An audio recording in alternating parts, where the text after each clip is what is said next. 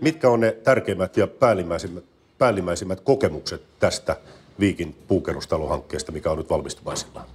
No ensinnäkin se kaikista tärkein asia, niin me puuttuu se betonitalon märkyys. Ja sitten toiseksi, kun meillä ei ole märkää, kuivatettavia rakenteita, niin me päästään nopeammin tekemään sisäpuolisia asennustöitä, eli ei tarvitse odottaa, että betonirakenne kuivuu. Eli vesikatto tulee nopeasti päälle ja päästään sisäpuolen töitä suorittamaan. Kuinka paljon nyt voidaan sanoa, että tämä teollinen esivalmistus, mikä on nyt tämän päivän puurakentamisen ydin, niin kuinka paljon se todellisuudessa nopeuttaa, helpottaa tätä rakentamista? Mä uskon, että tulevaisuudessa, nythän me tehdään koerakentamista, missä tietenkin odotetaan, että kaikki menee nopeammin, mutta on tiettyjä asioita, mitkä myös on tässä vaiheessa hidastanut. Eli meillä on sekä viranomaisille puurakentamiseen liittyvä kerrostalotekniikka, että tietenkin kaikille, jotka osallistuu tähän projektiin, niin tietynlaista uutta. Mutta mä uskon, että tulevissa kohteissa, niin jos tehdään puukerrostaloja tällä samalla tekniikalla, niin päästään ajallisesti 20-25% aikasäästöön. Ja aikahan on aina euroja sekä tulevalle omistajille että urakoitsijoille. No tästä nopeudesta, kun tavallaan tulee sitten puurakentamisen kilpailukyky? Mä uskon, että se nopeus on yksi urakoitsijapuolella ja toinen on tietenkin, että meidän hiilijalanjälki on pienempi puurakentamisessa ja puurakentaminen yleensä on se perinteinen asuintalo, mikä hengittää paremmin kuin betonirakenteinen. Eli terveellisempää ilmaa. No painaako teille betoni-insinöörin koulutuksen saaneelle ihmiselle tämä ekologinen arvo rakentamisessa jotakin? Jos ei se tänä päivänä painaisi, niin me oltaisiin kaikki väärällä alalla. Eli painaa, eli ekologisuus, hiilijalanjälki, mitä me meidän tuleville polville jätetään tähän maailmaan, niin se on yksi tärkeimpiä asioita. No te olette tehnyt hyvin tiivistä yhteistyötä tämän hankkeen tiimoilta muun muassa viranomaisten kanssa. Kyllä. No minkälaisia kehitystuloksia tavallaan sitten sen yhteistyön kautta voidaan sanoa? No yksi tärkeimpiä asioita, mitä meillä on ollut paljon myös workshoppeja, mitä on eri alan asiantuntijoiden kanssa, viranomaisten kanssa pidetty, niin on palo, ääni ja tiiveysasiat. Ja mä uskon, että missään muussa toteutusmuodossa aikaisemmin mun elämässä ei ollut näin pitkälle vietyä nyanssitasolle tutkimista eri asioista, toimiiko eri liitosrakenteet, onko rakenteet riittäviä. Ja tämän kaiken tutkimisen ja toteutuksen kautta, mitä tänne on tehty, niin me saadaan hyvää pohjaa tuleville puukerrosrakentamiselle. Mitä muuttaisitte seuraavassa puukerrostalokohteessa? Keventäisin määräyksiä Ruotsin tasolle. Meillä on aika rajut. Eli nimenomaan tulee näihin sprinklauksiin ja nyt tulee uudet määräykset heinäkuussa voimaan, jotka vaikuttaa muun muassa siihen, että parvekkeilla ei voi olla terasseilla parvekkeelta puuta materiaalina, paitsi jos siellä rakenteen sisäpuolella löytyy esimerkiksi kyprokkia.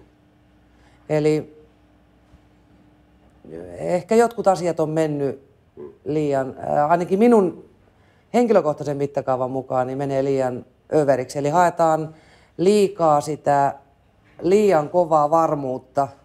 Onhan meillä sprinklaus, no meillä on täällä sumusprinklaus, joka todellisuudessa lievästi kastelee vaan sen tilan, jos täällä tulee tulipalo. Ja mikä puuttuu betonirakenteisista kerrostaloista, jossa tuhoutuu koko huoneisto plus porrashuone plus alemmat huoneistot. Riippuu minne se tuli menee ikkunoista. Tässä mielessä puukerrostalo muodostaa tällä hetkellä asukkaalle turvallisen. Se on turvallisempi.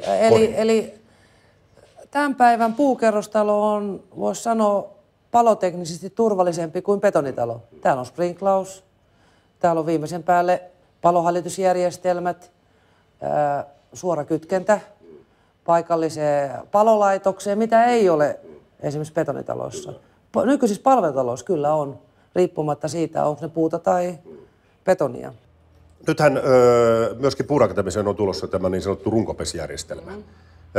Miten arvelette sen vielä lisäävän puurakentamisen kilpailukykyä, kun tulee avoin standardi ja kaikkien eri puuosatoimittajien täytyy toimittaa tuotteita, jotka ovat yhteensovitettavia?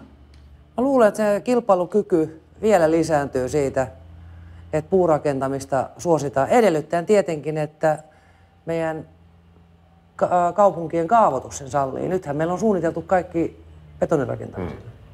Eli kaavoituksesta kaikki lähtee? Kyllä. Eli Helsingin kaupungin esimerkki halusta tehdä jotain muuta kuin betonia betonitalojen ympärille. Meillähän on betonitaloja tässä Kyllä. ympärille. Me ollaan tehty puukortteli. No onko meillä tällä hetkellä tarpeeksi osaamista puurakentamiseen ja riittääkö osaajia? Mä kyllä toivoisin lisää koulutusta nuorille insinööreille, mestareille. Meiltä puuttuu koulupuolelta, opetuspuolelta informaatiota, miten toimitaan. Me lopetetaan kyllä betonirakentamista, mutta meillä ei opeteta puurakentamista. No kun te katsotte nyt näitä työmaakäytäntöjä tässä puurakennustyömaalla, niin miten tämä eroaa betonielementtirakentamisesta?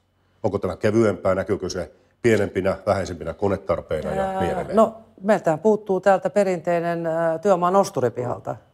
Eli me tarvitaan nimenomaan useita tonnia painavien julkisivuelementtien nostoon. Me puuttuu isot autonosturit. Meillä on liftejä, pieniä liftejä, millä hoidetaan asioita. Itse rungon asentaminenhan oli tosi kevyttä, koska se oli pilaripalkkisysteemillä ja kaikki vietiin sitten aina kerrostasoille ja julkisivut tuli perässä. Niin emme tarvitse semmoista isoa kalustoa, mikä täällä normaalisti on. Ja ei tule isoja betonijätemääriä hävitettäväksi. Eli se kaikki, mitä täältä jää, niin on puuta, joka on kierrätettävää. Me saadaan siitä uutta energiaa, kun osataan oikeisiin paikkoihin viedä. Ei ole ongelmajäte kysymyksessä. Minkälainen olisi teidän ihannekerrostalo? No, se mitä nyt on tähän puurakentamiseen oppinut tuntemaan ja mitä on tätä kautta saanut tietoa, niin kyllä mä tietenkin tämän 33 uravuoden jälkeen niin voisin siirtyä vaikka puurakentajaksi. Mä olen tosi tyytyväinen tähän koko toteutukseen ja uskon myös, että meidän loppukäyttäjä tulee olemaan tyytyväinen. Ja näkemykseni on, että kun puhutaan 10-vuotisvastuista, niin tässä puurakentamisessa on vähemmän kuin tulee olemaan. Sitähän me ei vielä tiedetä, mutta näiltä näkymin näyttää, että päästään aika keveesti 10 seuraavaa vuotta. Ja toivotaan tietenkin, että loppukäyttäjälle on seuraavat 100 vuotta suotuisia, mitä ehkä me emme näe enää. Ja sitten jos me otetaan tämä puurakentamisen ekologisuus, energiatehokkuus, materiaalikestävyys ja kokonaisvaltainen kilpailukyky. Kyllä. Eli näähän on energialuokkaa A tällä hetkellä, eli jos lasketaan suhteessa kuinka paljon meillä tällä hetkellä Suomen maassa on A-energialuokkaa rakennuttuja kerrostaloja, niitähän ei hirveästi ole. Niin onhan tässä tietenkin se pieni energiankulutus ja miellyttävät käytännöllisyys. No nyt meillä on ovi tuossa auki, tässä kuuluu äänet ja täällä on työmaa-ääniä kuuluu, mutta tämä on tosi hiljainen, niin kuin olisit maalla. Voidaan puhua tulevaisuuden rakentamisesta. Kyllä, eli sitä se nimenomaan on.